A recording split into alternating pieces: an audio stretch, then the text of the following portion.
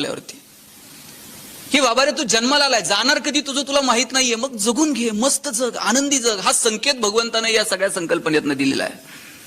मरणाची बातमी जर साहेब 9 महिने आधी आली असती की तुम्ही आता जाणार आहात, तुमचा हिशोब करून घ्या, साहेब पत्र आल्याबरोबर लोक गेली असती.